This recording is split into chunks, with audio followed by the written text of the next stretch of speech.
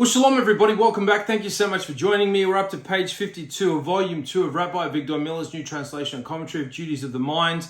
And we are in Shah HaBekina, that is the gate of reflection. This is the second gate.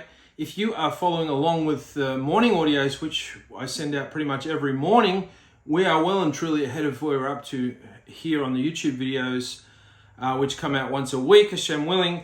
Whereas the morning audios are daily, with the exception of high holidays and Shabbat, of course. We're about 239 pages in. So if you want to kind of, if once a week is not enough for you in these YouTube videos, then you can get these every morning free of charge, absolutely free of charge, between 10, 15, 20, 30 to 40 minutes. You can listen to these maybe on the way to work or as you get ready in the morning in the home. And you will, gradually make your way through this profound wisdom that is going to be life-changing for you. So just put a comment down below. I'll get in touch with you either on Signal or Messenger or WhatsApp, and we'll sort of go from there. Okay, but for now, with the weekly YouTube videos, we are at page 52, as I said, and we're at part 8. We're at part 8, the first reason. So what is this referring to? What is the first reason? First reason of what? What's the context here? And in part 7, we looked at why people don't appreciate Hashem's goodness. And so there's essentially 3 reasons why people don't appreciate Hashem and the world that He created. And we're going to go through and have a look at all 3, and with the hopes that this will be something that you can take to heart, and maybe you have to change a few things up in terms of certainly how your thinking is structured around certain things, maybe change your perspective, and in some cases you may have to do something physically. You may have to up and move and get away from, you've got friends or colleagues who, for whatever reason you are spending time with, that are always complaining and bringing you down. And so you need to get out of there. You need to, whatever you need to do, maybe it'll mean you need to switch jobs. And so just start small. Start with your CV. Get yourself organized. Get yourself onto LinkedIn and start looking for work and get yourself out of there. It's that important. It's more important than money. It's more important than money. It's better to be poor than have a good character and have good imunah and bitachon, rather than have loads of money but have a terrible character and some really bad traits, and be sort of the sarcastic person in the room. You want to be straight up in terms of your character development as you can, and in some cases you're going to need to get away from wherever you are. It's not just always just sort of a mental exercise. Okay, so the first reason, there are 3 important reasons why people don't appreciate what a good world this is. One of them is due to their preoccupation with worldly affairs and its pleasures. And so whether a person acknowledges it or not, the average person acknowledges it or not, they are pleasure seekers. They are in the world to derive as much pleasure from it before they leave. And so this is why they work a job that they hate, so that they can earn money and on the weekends have a really good time and do all sorts of things that give them pleasure.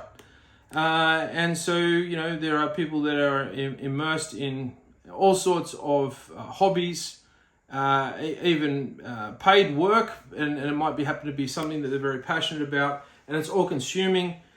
And at the end of the day, there's something greater than that. There is some higher goal that they're missing out on, and one day they're gonna come to a place where they're ready to meet their maker, and they haven't done anything in terms of doing any legwork or groundwork to make that meeting the best as possible as it can be, because they've just been engaged in the world, thinking the world is a means to its own end when it isn't.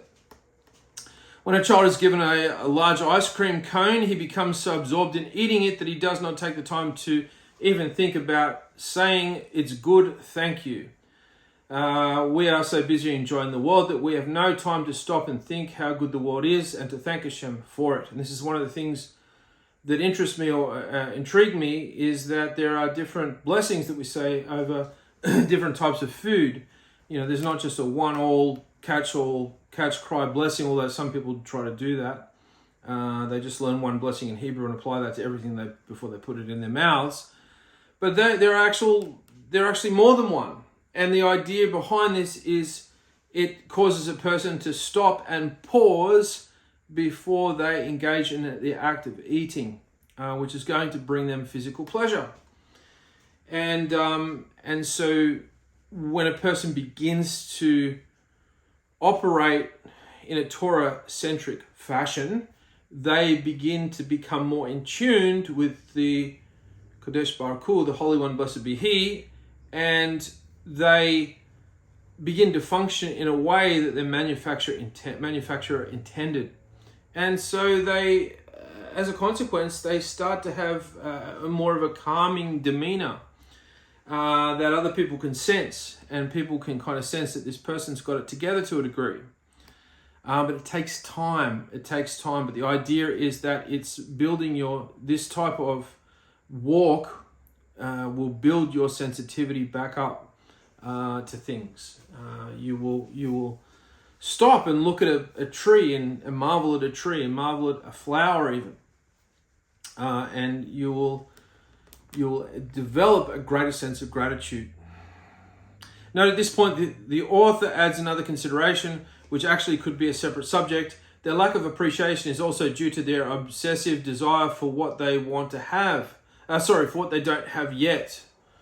So, you've got this person that's always chasing after the next thing, and whatever they have is never good enough. And that's not a person that's kind of, enjoying life. This is a person that's kind of stressed out and sees that other people might have it and they don't have it, and they're getting stressed out and they're perhaps losing sleep on it. And, they don't realize that they've got a myriad of things that they already should be so thankful for. But they're sort of, they're kind of blinded to that, and they're sort of in hot pursuit of this thing that's like a carrot in front of them that's dangling. People are always looking beyond their present circumstances to see what else they can get. For example, if they live in a hut, that keeps out the wind and the snow. They want to have a hut that has a stove. When they finally reach the elevated status of owning a hut with a stove, they cast their eyes on getting running water in the house. Having access to a well that is half a block away is no longer good enough. Then when they have water in the house, they are too busy thinking about how they would like to have a toilet in the house. After that, they want to have a telephone too.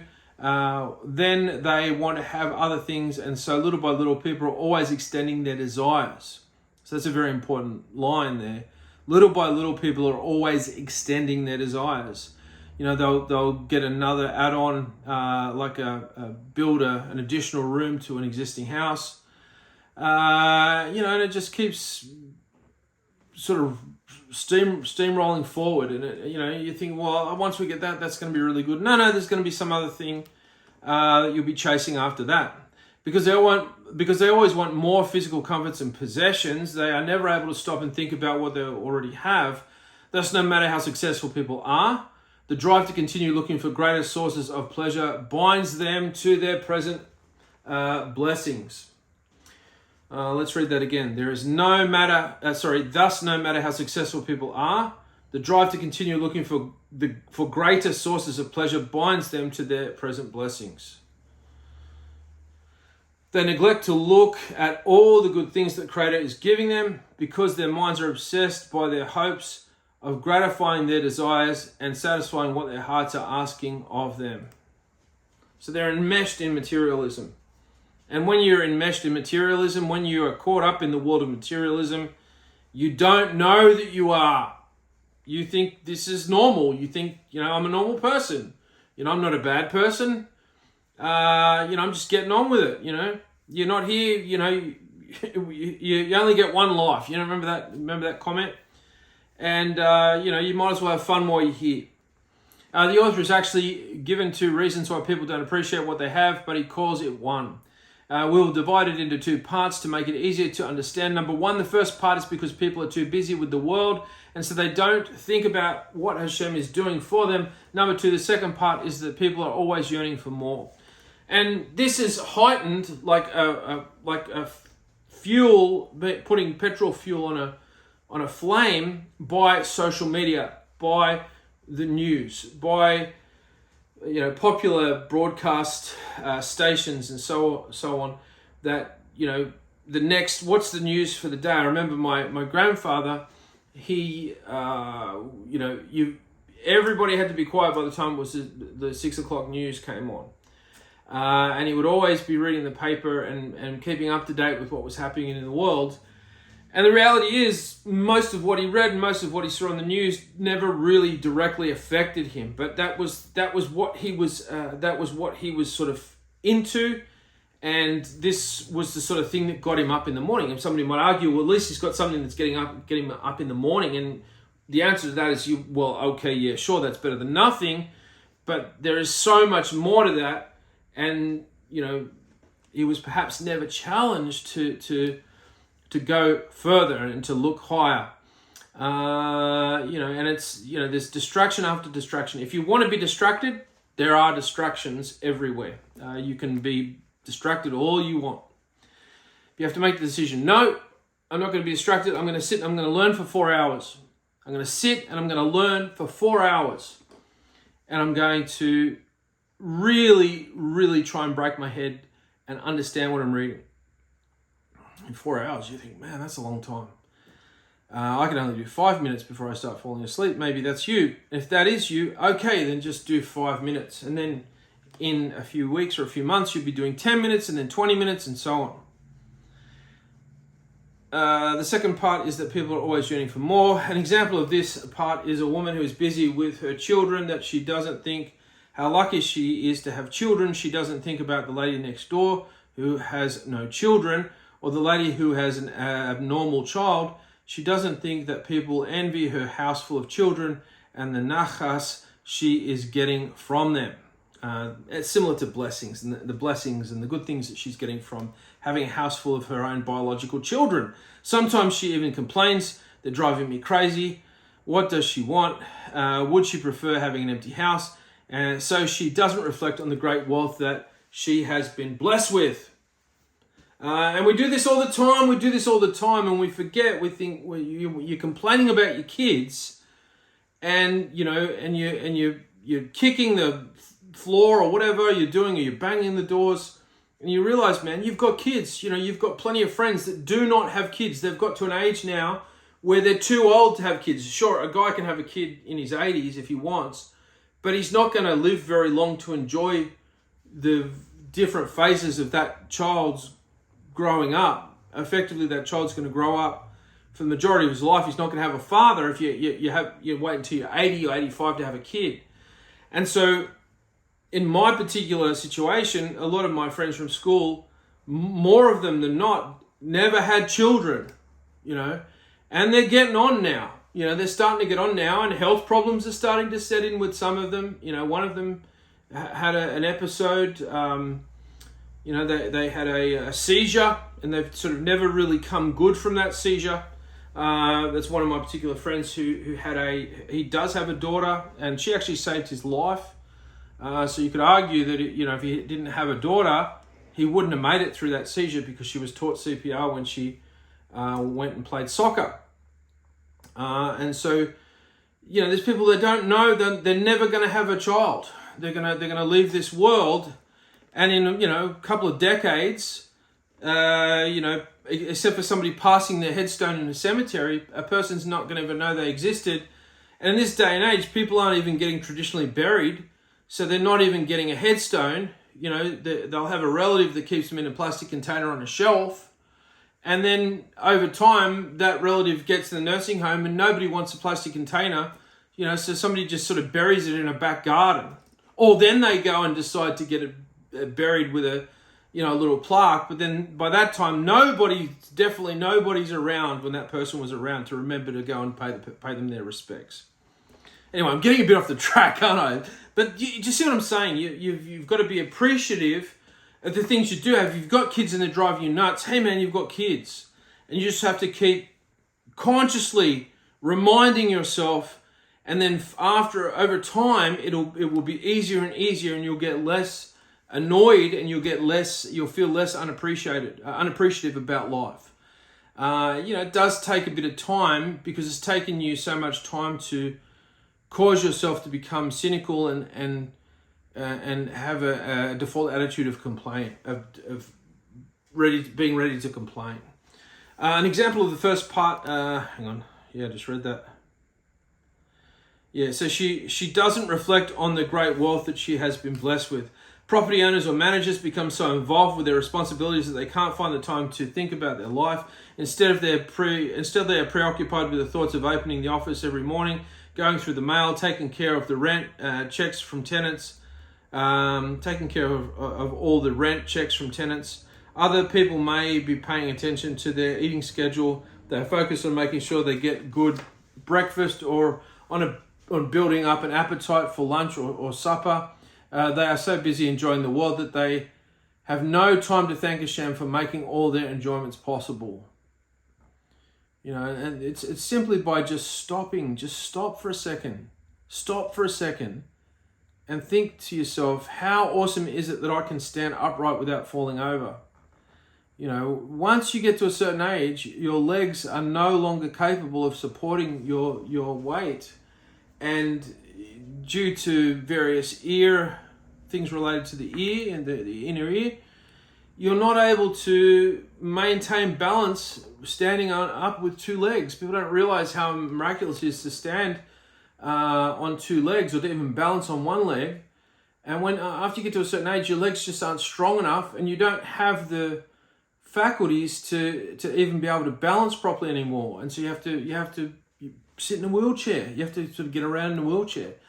But you live so much of your life before that time, and you don't realize how amazing it is to be able to stand upright, and not only that, to be able to walk and jog or sprint or run or whatever.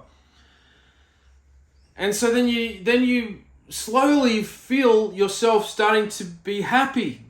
Happiness starts to permeate your mind, because you realize, not only that, I can manipulate things. I can open a book, I can open the fridge door, I can prepare myself a meal, I can feed myself. Some people with Parkinson's disease, depending how advanced the Parkinson's disease is and what medication they're on and what time of day it is, they can't even bring a glass of water up to their mouth, or a fork or a spoon. They can't drink soup, unless it's through a straw. But even then, there's a potential they might get it everywhere.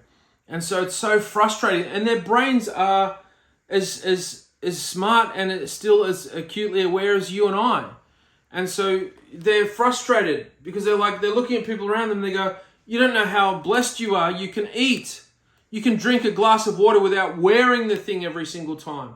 Because, when you see somebody with Parkinson's disease, you think, their brain must be acting the same way their body is acting. No, their brain's completely fine. And they're in this body that's betraying them.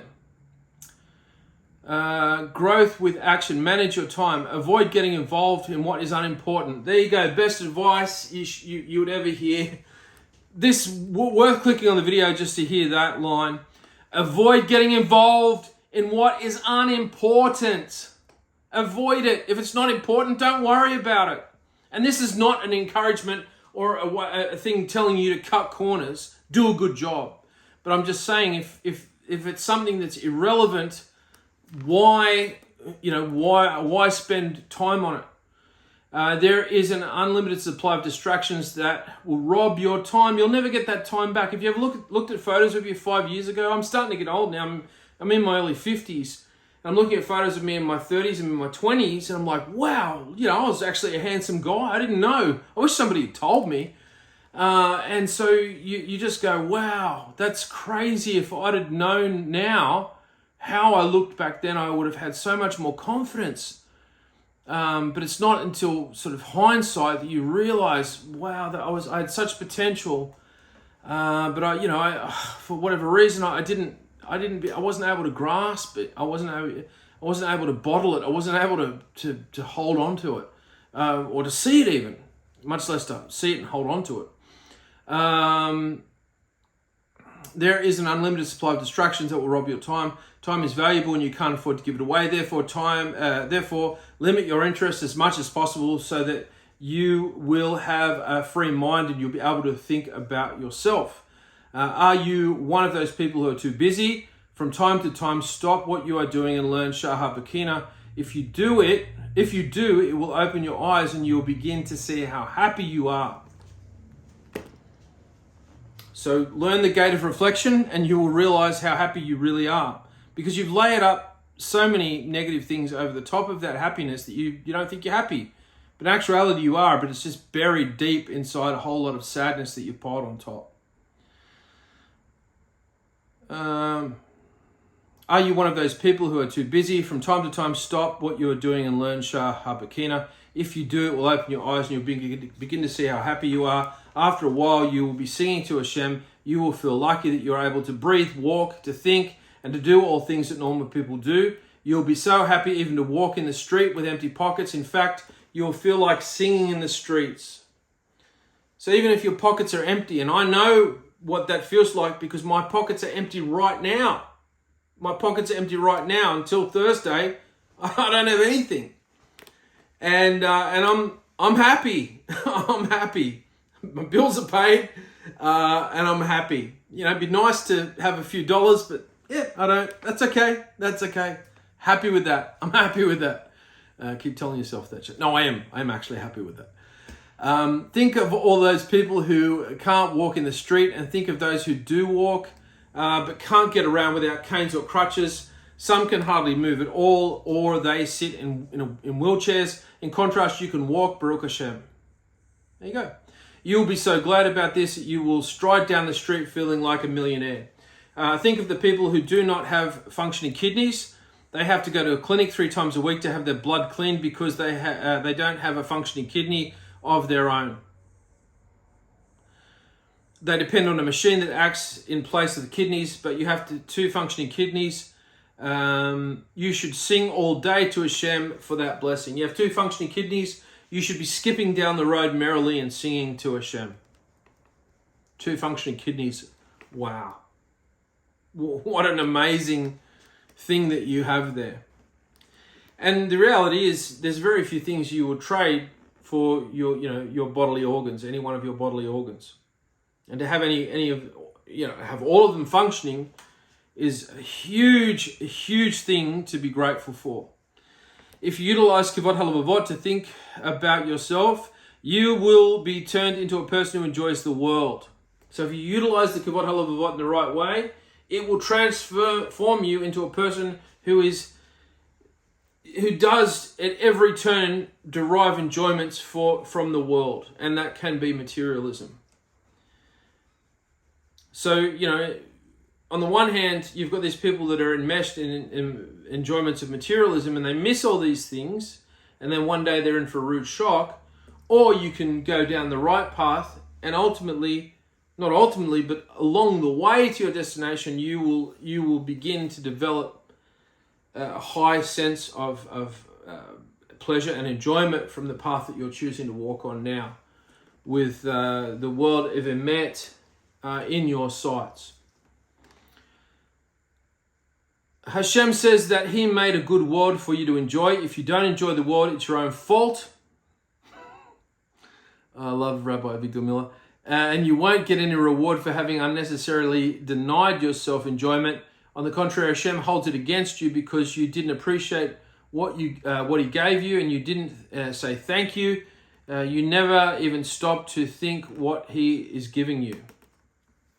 Now, the only time where we torture ourselves, the only time where it's permissible for you to torture yourself, according to the Torah, is on Yom Kippur. And a Noahide is not obligated to observe Yom Kippur in the capacity of a Jew, but they can do whatever they like on that day out of respect for the Jews. The emphasis for a Noahide is more for Rosh Hashanah, the Day of Judgment. That is incumbent upon all human beings to acknowledge Rosh Hashanah. whether they're Noahides or Jews. So there's really only one day, according to the Torah, where we afflict ourselves in that way. Yes, you can fast. Yes, you can take on additional things. But our walk is not one of perpetual affliction. It's not good to, constantly walk around lashing yourself.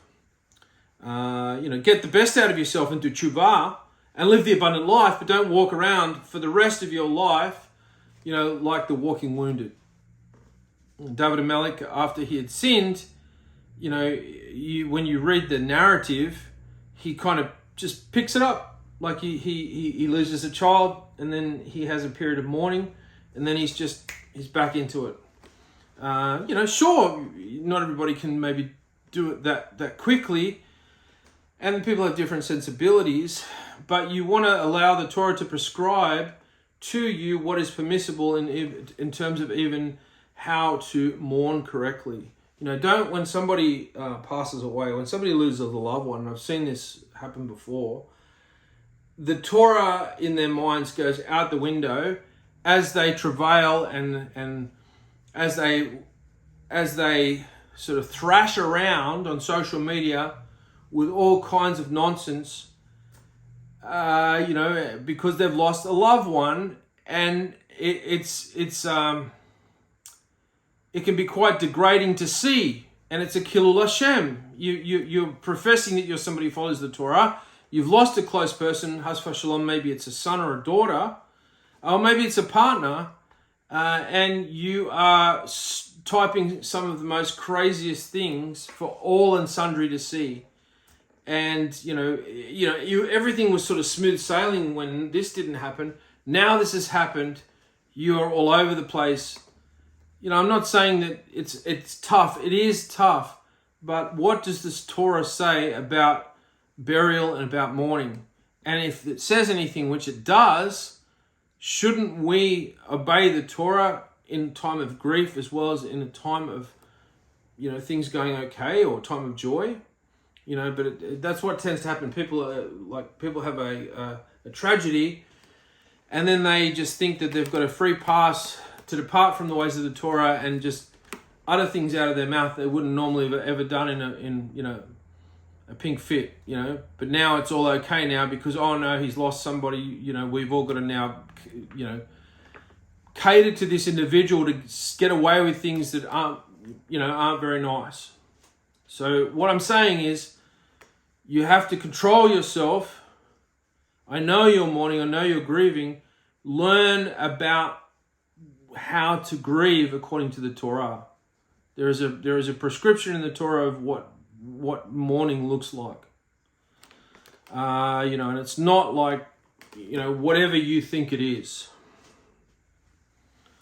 And having said that, I have seen people that have there's a lady that I know whose partner was killed by a terrorist, and I thought she handled herself very well after that tragic incident, and to this very day, and it's been about 10 years now, I think, since he's passed, and to this day I've always thought she handled herself with dignity on social media, sharing that event with people. She wasn't flailing around and thrashing around like I've seen other people do.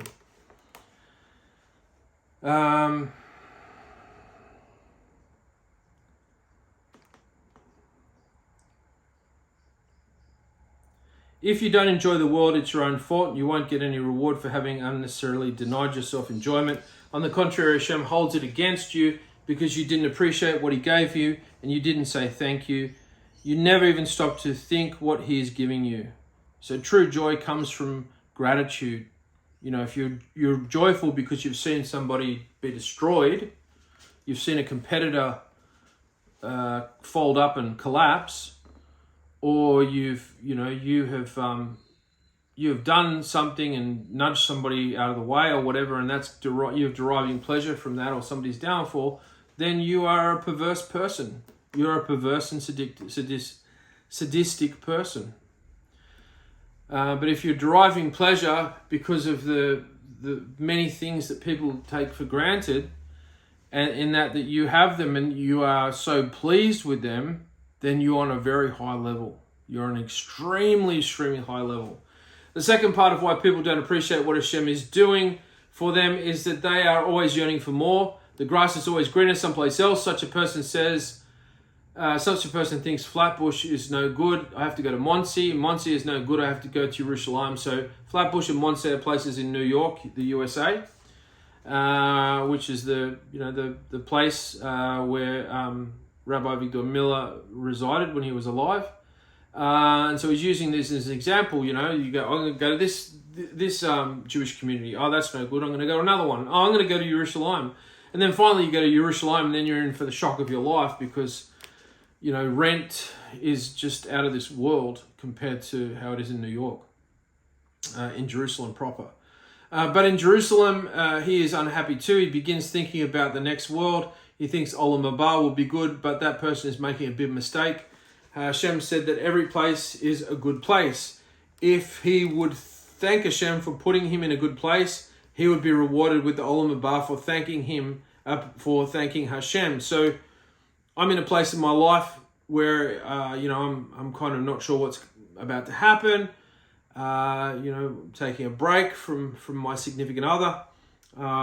Taking a little bit of a break. We've had some issues. And I'm in a new place, but this place is amazing. And, this is a time for me now to reflect on what went wrong and how I can fix and restore the situation. And most people go through what I'm going through now. So it's not something that I'm asking Hashem to remove me from and to restore everything, but I'm asking that in the midst of this time of separation, that I can utilize that time to reflect and repair any wrongs that I've done. But if a person says this world is a bad world and all the happiness is in the world to come, Hashem accuses that person of contradicting him. Hashem had informed him that this is a very good world, but that person denied it. And so he didn't fulfill his obligation to appreciate this world. There are other unhappy people who say, if we could only be living in the times of Mashiach, then everything would be good and we would be happy. So these are people that don't see any value of this world, and they don't want to be here any more than they have to be. They want to go to heaven, because this world is so dark and corrupt, and they don't realize why they're here in this world and why the world exists and why Hashem puts a person here first before he puts them in heaven. And they want to skip the process, as it were. And so they're missing the whole point of why it is we come into this finite realm for a finite period of time. But such people won't even be happy with them when the Mashiach comes. They'll look back fondly on the good old days. They will say that then it paid to be a Jew, but now it's easy to be a Jew. In the old days, people looked down on from Jews, but now everybody honors Jews, and we will not be rewarded for living a Jewish life. So this is a person that never derives pleasure in the moment, but always see other moments that aren't in the present as being the be-all, end-all and the goals. So whatever they're actually presently enjoying, they're always thinking about something better. And so, this is a person that's never truly ever going to enjoy life. They can't sort of stop and live in the moment. They're always living ahead of the moment. And that's, can be really a great thief of joy. When the Jews were in the wilderness, Bamidbar, after being freed from Mitzrayim, there were times when they were unhappy. Sometimes they looked forward to living on their own land, saying, when we come to Eretz Israel, a land flowing with milk and honey, then we'll be happy. But when they came into Eretz Israel, they said, it's not life for us. The good old days when we were in the Mishkan, we all lived together around the Mishkan, and the Jewish nation was together as one people, and Moshe Rabbeinu was in their midst. That was the good time to live. So people are either looking back to the past or forward to the future, but they refuse to look at the present. And so Hashem says they are missing the whole point, as it says, quoting Mishlei 1724 rather. The fool doesn't look where he is. He's always looking someplace else. The fool doesn't look where he is always looking someplace else. And so in the wilderness, in the Bamidbar, in the wilderness, the nation of Israel were fed manna from heaven, so they didn't have to do any hard labor to procure food. Food just fell from the skies, and they were given light during the evening, and there was with a pillar of fire at night, and there was a pillar of cloud by day. And if they had to go somewhere, somewhere else, they would just follow the timings of the pillar of cloud during day. And so, they could sit all day in the house of study, and there was the pillars, the clouds of glory that were around them. So they had air conditioning. They didn't have to wash their clothes. Their clothes were air dried every day on their backs. Their clothes never wore out, so they never had to procure new clothing if they didn't want to. And their shoes never wore out. So all their time could be literally consumed with the learning of Torah. And so when they go into the land, there's no longer these clouds of glory protecting them from wild beasts and insects and snakes. And there's no longer fresh water following them around that was happening in the wilderness. They have to wash their clothes. They have to procure food. And now it's a disaster. And yet when they were in the wilderness, they were looking ahead saying, can't wait till we get to a land flowing with milk and honey. Get out of this terrible desert. They could never be happy where they are. It's a malady of the soul. It's a malady of the soul. The Jewish nation was together as one people, and Moshe Rabbeinu was in their midst. That was a good time to live. So people are either looking back at the past or forward to the future, but they refuse to look at the present. And so Hashem says they are missing the whole point. And that quote from Mishlei 17:24 is amazing. The fool doesn't look where he is. He's always looking somewhere else or someplace else. Look where you are. Look where you are right now. I don't care who you are watching this video, how much money you have in the bank account, whether you've got a house to live in or you don't, whether you've got a wife or you don't have a wife, whether you've got kids or you don't have kids, whether the kids are good kids or bad kids, whether your clothes are clean, whether you've got food in the pantry, whether you've even got a pantry. There are things that you have going for you right now that are amazing. Start sounding those out and write a list of all these things to be grateful for, because you have got a truckload of things to be grateful for, and you should be ashamed of yourself that you're complaining like you are. Because the reality is, anything that is going awry, it's for your own benefit, because it undoubtedly was something that was the result of something you did wrong, essentially. And if you can't see it, look harder. Look harder. Oh, I can't see what I did wrong. You're not looking hard enough. You're not looking in the right place. You're not thinking in the right way to realize that Hashem is actually handling you with kid gloves, because you actually deserve worse. So quit complaining and quit fretting over everything and talking about what everybody else has and what you don't have. You've got millions of things that lots of people don't have in this world already, right now. And you can begin to get excited about that and become happy about that if you choose to. And you should choose to. The fool doesn't look where he is. He's always looking someplace else. People are blind to the benefits of what they have in this world, because despite any degree of success or happiness that they are able to reach, they look for the level that is above it. They seek what comes next. The many benefits become few in their eyes, and the great gifts become small for them. They are convinced that Hashem has only given them a few benefits, and even those benefits become little in their eyes. They continue to think this way until finally they think that every good that somebody else has is as if it was stolen from them. Stolen from them. When some people see others who have big cars, big homes, and servants, they are displeased and resentful. Now, if you've got investment properties, you run a business, tax time is a completely different universe for you, little guy like me, who doesn't have any assets. Tax time is a breeze, and usually you get a bit of tax, get a bit of money back.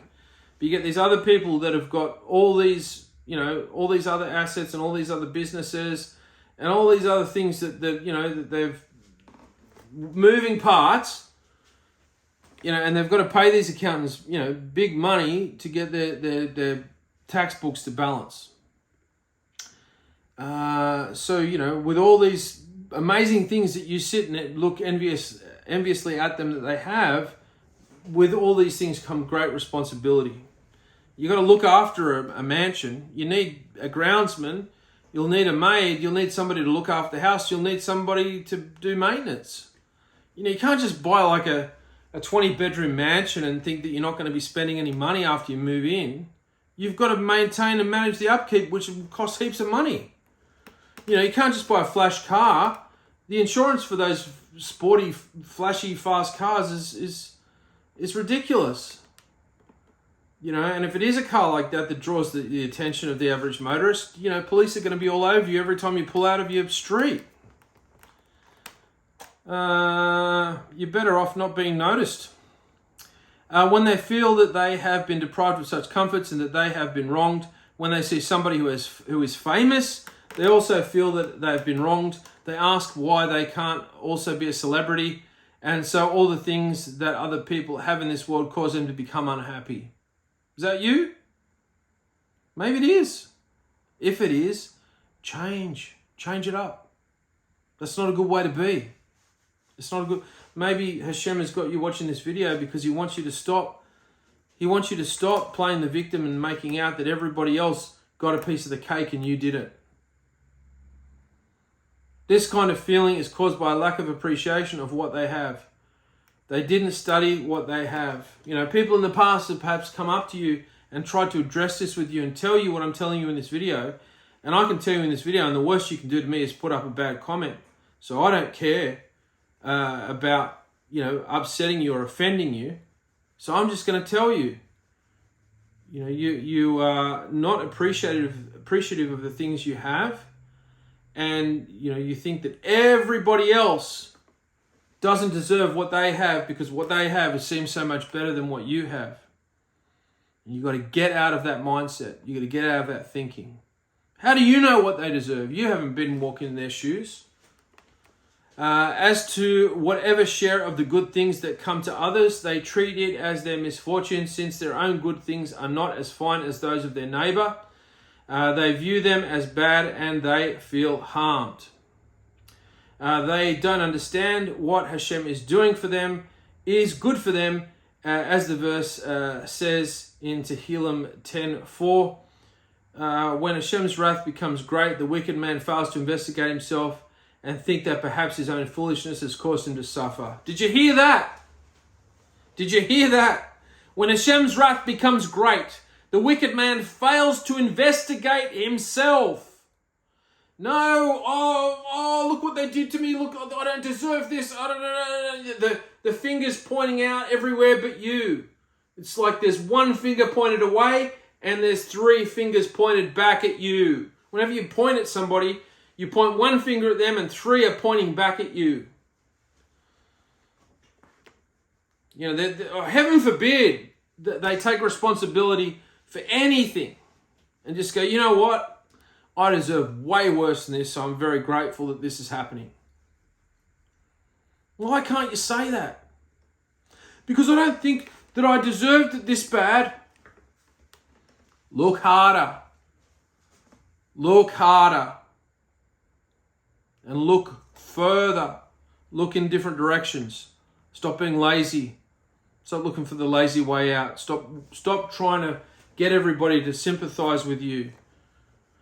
Hashem never mismanages the world. Even with the corrupt governments that we have, even with the injustice in the world that we have, nobody can front up to a court and have a verdict come upon them that in some way isn't deserved.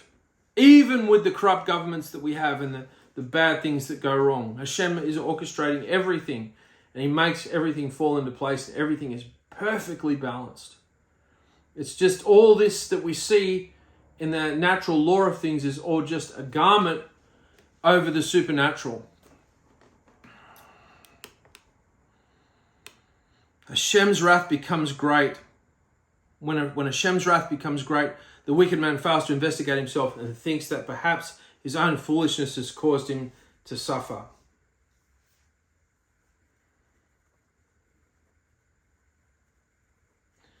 Maybe Hashem is not to blame. Maybe Hashem is not to blame, but he doesn't think of that because Hashem is not in all of his thoughts.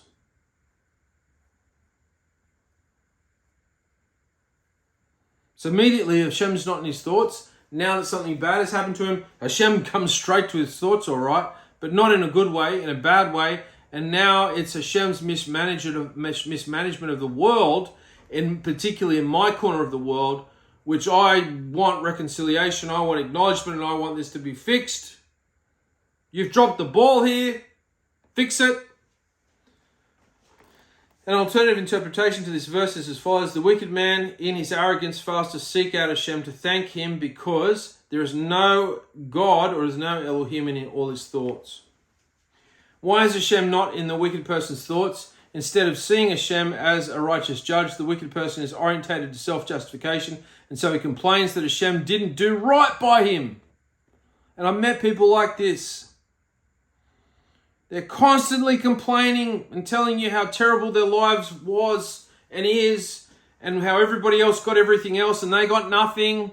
And they want you to think that, they have, been done wrong. And these are people, many times these are people allegedly who are people of faith.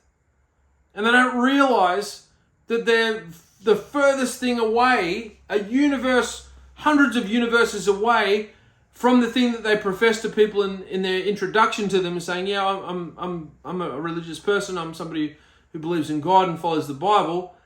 And then all of a sudden they completely toss everything out, and they don't even realize it when they start, telling their life story, their hard luck story, and wanting somebody to throw a pity party for them. They don't realize that they're just contradicting themselves. Alternatively, the person may be an atheist altogether, but even if he is a Frum Jew, he can become an olam if he questions why this misfortune happened, or why did another person succeed and didn't succeed. Review of the first reason. Okay, so now we're getting into a review of the first reason, reviewing basically what we just read through. The author has stated that there are three major reasons why people don't recognize all the good things that Hashem bestows upon them. He now summarizes the first of these, which are two parts. Number one, too busy. People are so preoccupied with their use of the world, their use of what world offers. So they look at the world like it's a theme park. They pay their money and they want to be regaled with rides and, sights and sounds and special effects until it's time for them to go home. That they neglect to think about how much they benefit from the world. So they're too preoccupied with worldly affairs. They fail to think, how much they benefit from the world already. They are so busy with all the things that they want to do that they fail to address what should be more important than anything else, to recognize the gratitude they owe to Hashem. People say, if I don't get to go overseas, then I'm going to be so mad. Some people in this world don't even get an opportunity to go overseas because they can't even afford a passport. They're not even eligible for one. They can't even get one in their country. And you're going to be mad at God because you're not going to get to go overseas. What? Part 2. What's next? Whenever people receive some good news, their immediate reaction is to think of what might be next. This follows the principle of when a person has 100, he wants 200. So it's a Jewish expression. When a person is given $100, they automatically want 2. It's like, oh, I've got 100, I'll see if I can make it 2. Instead of pausing to enjoy his acquisition, he immediately thinks about getting the next 100. Result, jealousy. As a result of parts 1 and 2, people are jealous when they see that somebody has something they do not have, as if it was taken away from them. No matter what they see in the world, they wonder why they don't have it. This mindset causes them to overlook all the benefits that they have now. It's true. They don't think about the ways in which they are more fortunate than other people. It's true. They might be jealous of a wealthy man, but without thinking of the problems that man has, such as suffering ill health and having to contend with bitter enemies. Maybe his wife is cheating on him. Maybe his kids have gone off the derrick. Maybe one of them's a drug addict because he gets, loads of money from his father. So he's got this, 2-story, 10-bedroom mansion with these flush sports cars, but his life is falling apart, and yet he's in a nice business suit and driving these fancy cars, and you think you want to be him. He's actually worse off than you, and he's probably got less expendable income than you have, despite him being a millionaire. After he pays all his bills, someone who is not wealthy and is not burdened with ownership of a big business should appreciate how fortunate he is to be able to lead a nice, quiet life.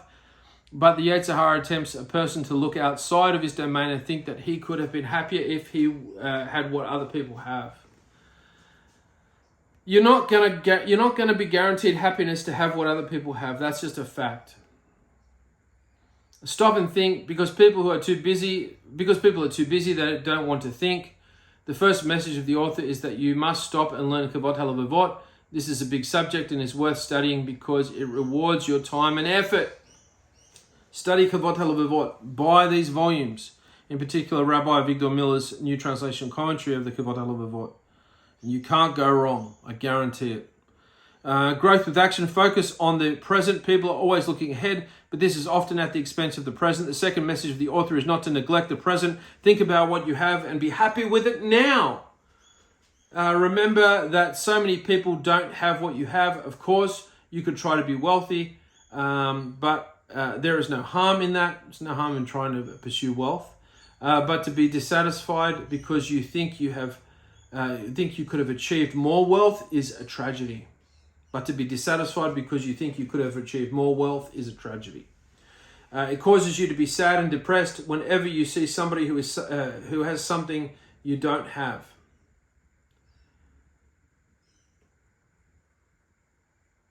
If you wish to succeed in your function in this world, you must understand that Hashem expects you to appreciate how good the world is.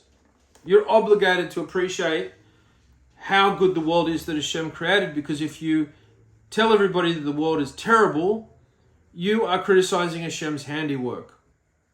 And you're also criticizing how He runs the world and how His plan of salvation is playing out, because it doesn't run towards your schedule and it's perhaps inconvenient for you in some respects. When you say, according to the Shemona Esrei, He who makes the wind blow and makes the rain descend, you should think how good it is that the wind blows. The wind keeps us alive. If you are not able to delve into that, go to someone who can explain to you what a great benefit the wind is. The Gemara says, the world cannot exist without the wind. So you can start going through and thinking, well, you know what? I'm so grateful that Hashem provided the wind, but most of the times in life, we complain about the wind. We say, oh, it's too windy. My sukkah blew down. The skak of my sukkah kept blowing off, and it did this year. It blew off nearly every day. Every day I had to put it back on. So we contest, we contest Hashem. We just go, no, this is no good. It's unreal, and the wind is amazing. Rain, you should also think about how good it is to have rain. The human body is 80% water, and so the water that gives substance to our bodies comes from our environment. When you see rain, think of human beings who will be formed from the drops that are descending from the clouds, perhaps even your great-grandchild. Rain is life for the world. See how this is working? You're going back to basics, and you're peeling back, you're going back to the absolute basics, and you're building up from there. And that gratitude will continue to build until it hits a crescendo. Light, think also of happiness of light. Every day we say the Barakah, blessed are you Hashem, who forms the luminaries. So much time is spent in prayer, but unfortunately for most people it's a waste of time because they are not really thinking about the wonders of light. When the Malakim call out to Hashem, Kadosh, Kadosh, Kadosh, they are thinking about the light. The text continues, Master of hosts, the world is filled with His glory. This means that He is Hashem, whose light demonstrates His presence in the world. His world is full of light, and therefore the great Barakah teaches us how happy we should be with the light. No matter how much time and effort you invest in this study, you're not going to overdo it. However, I must warn you against litzim, against scoffers, who are not prepared for this subject. Don't discuss it with such people, because they will ridicule it to cover their insecurity about their lack of knowledge. Remember that people who learn this very important subject should feel privileged. They should treasure it and think about it all the days of their lives. And that's the thing. Maybe you had to receive some form of merit to be eligible to watch this entire video to all the way to the very end. Stop thinking that, I just watched this video and I just learned some stuff. No, not everybody is eligible to watch every single video on every single subject. Hashem has to give you the merit to be eligible to listen to some subjects. And, if you are struggling with things and you are sort of depressed all the time and you're down all the time and you complain all the time, and you stumbled across this video and you've been able to play it and watch it to the very end, then Hashem is talking to you today. I'm not saying I'm Hashem or Hashem speaking through me, but in some remote way, Hashem wants you to receive counsel today, and wants you not to stop at this video, but to dig deeper and to find more and look more into this gratitude and how we arrive at it through reflecting.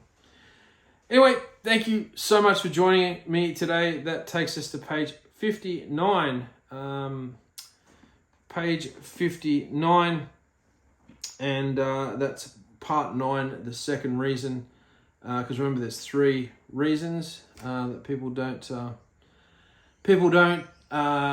like the world that Hashem has created, and they complain. They've got issues with things. And a lot of it's learnt behavior, where they grew up and who influenced them, what they got influenced by. But anyway, thank you so much for joining me. What's the secret word? What's going to be the secret word? Treasure. There you go, treasure. So don't just throw the word treasure up there because other people know it's a secret word. Put it in a sentence or something. Be creative. And that lets me know, and you already know, but then it lets me know, and Hashem knows, and all 3 of us know that you have put in some hard yards with me today to sit down and learn with me and take one footfall, one footstep in the right direction to doing tikkun and repairing ourselves. Until next time, bye for now.